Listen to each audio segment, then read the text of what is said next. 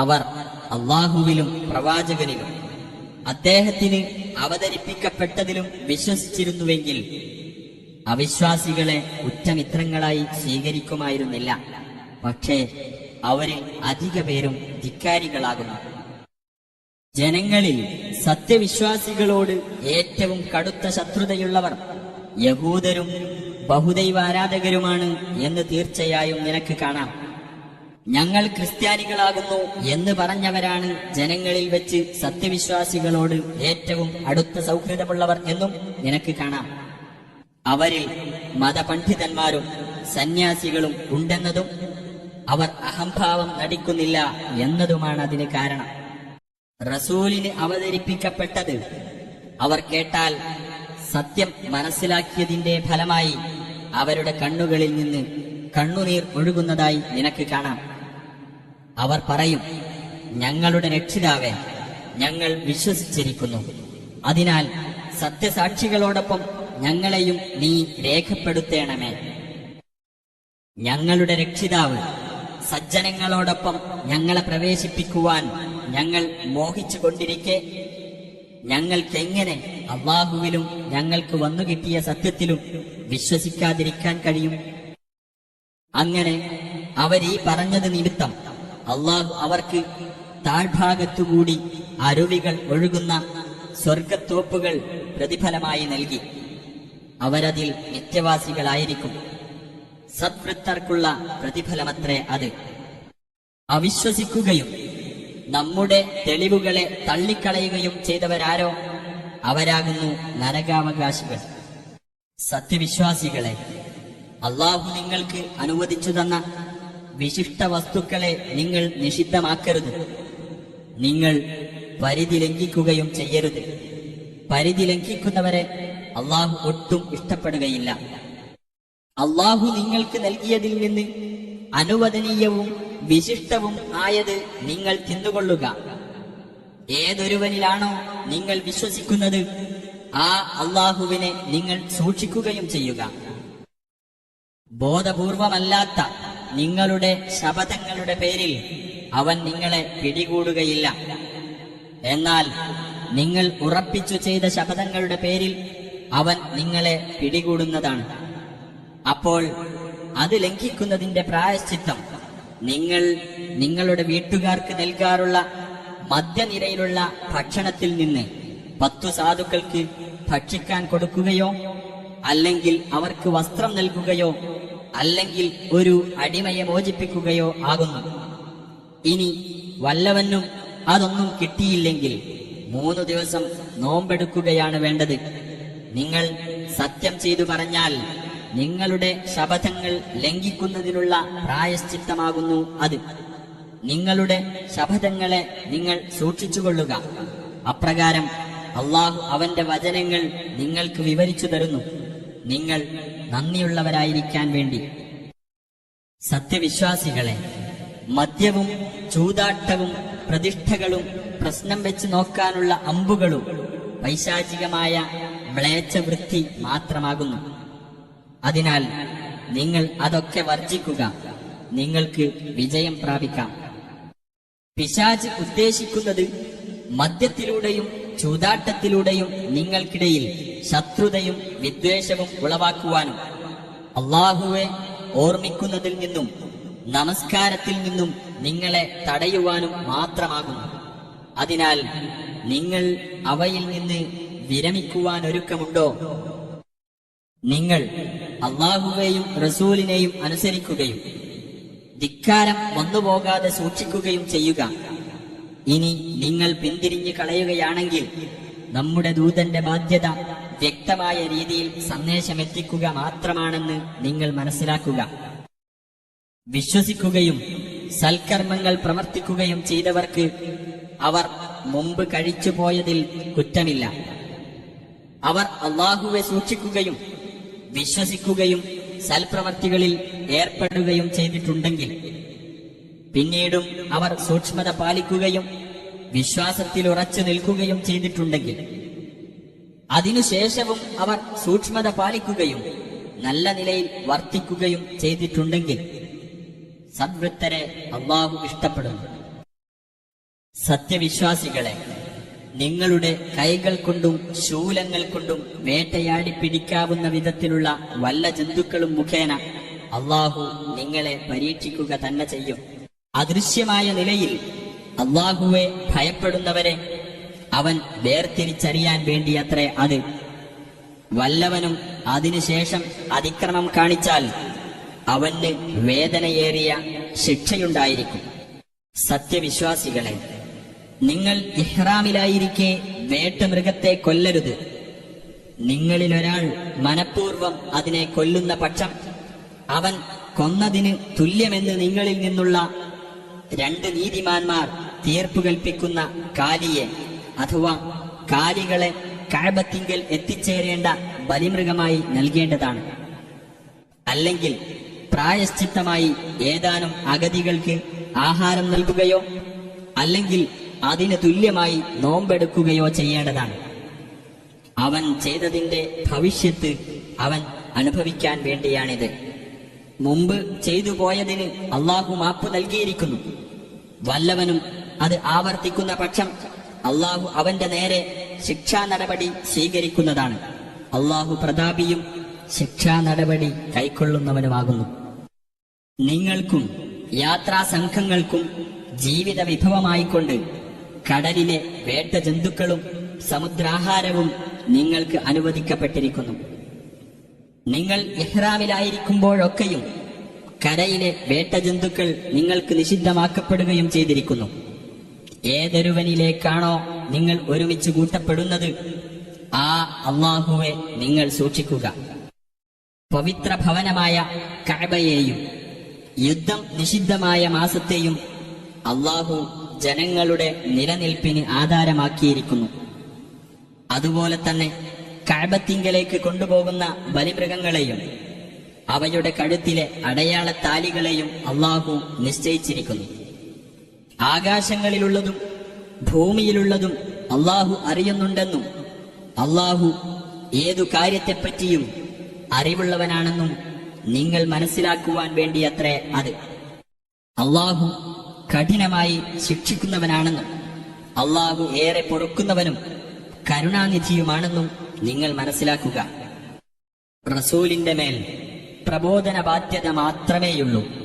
നിങ്ങൾ വെളിപ്പെടുത്തുന്നതും ഒളിച്ചുവെക്കുന്നതുമെല്ലാം അള്ളാഹു അറിയുന്നു. നബിയെ പറയുക, ദുഷിച്ചതും നല്ലതും സമമാകുകയില്ല. ദുഷിച്ചതിന്റെ വർധനവ് നിന്നെ അത്ഭുതപ്പെടുത്തിയാലും ശരി. അതിനാൽ ബുദ്ധിമാന്മാരെ, നിങ്ങൾ അള്ളാഹുവെ സൂക്ഷിക്കുക, നിങ്ങൾ വിജയം പ്രാപിച്ചേക്കാം. സത്യവിശ്വാസികളെ, ചില കാര്യങ്ങളെപ്പറ്റി നിങ്ങൾ ചോദിക്കരുത്. നിങ്ങൾക്ക് അവ വെളിപ്പെടുത്തപ്പെട്ടാൽ നിങ്ങൾക്കത് മനപ്രയാസമുണ്ടാക്കും. ഖുർആൻ അവതരിപ്പിക്കപ്പെടുന്ന സമയത്ത് നിങ്ങൾ അവയെപ്പറ്റി ചോദിക്കുകയാണെങ്കിൽ നിങ്ങൾക്കവ വെളിപ്പെടുത്തുക തന്നെ ചെയ്യും. നിങ്ങൾ ചോദിച്ചു കഴിഞ്ഞതിന് അള്ളാഹു നിങ്ങൾക്ക് മാപ്പു നൽകിയിരിക്കുന്നു. അള്ളാഹു ഏറെ പൊറുക്കുന്നവനും സഹനശീലനുമാകുന്നു. നിങ്ങൾക്കു മുമ്പ് ഒരു ജനവിഭാഗം അത്തരം ചോദ്യങ്ങൾ ചോദിക്കുകയുണ്ടായി. പിന്നെ അവയിൽ അവർ അവിശ്വസിക്കുന്നവരായി തീരുകയും ചെയ്തു. ബഹീറ, സായിബ, വസീല, ഹാം എന്നീ നേർച്ചമൃഗങ്ങളെയൊന്നും അള്ളാഹു നിശ്ചയിച്ചതല്ല. പക്ഷേ സത്യനിഷേധികൾ അള്ളാഹുവിന്റെ പേരിൽ കള്ളം കെട്ടിച്ചമക്കുകയാണ്. അവരിൽ അധിക പേരും ചിന്തിച്ച് മനസ്സിലാക്കുന്നില്ല. അള്ളാഹു അവതരിപ്പിച്ചതിലേക്കും റസൂലിലേക്കും വരുവിൻ എന്ന് അവരോട് പറയപ്പെട്ടാൽ ഞങ്ങളുടെ പിതാക്കളെ ഏതൊരു നിലപാടിലാണോ ഞങ്ങൾ കണ്ടെത്തിയത് അതു മതി ഞങ്ങൾക്ക് എന്നായിരിക്കും അവർ പറയുക. അവരുടെ പിതാക്കൾ യാതൊന്നും അറിയാത്തവരും സന്മാർഗം പ്രാപിക്കാത്തവരും ആയിരുന്നാൽ പോലും അത് മതിയെന്നോ?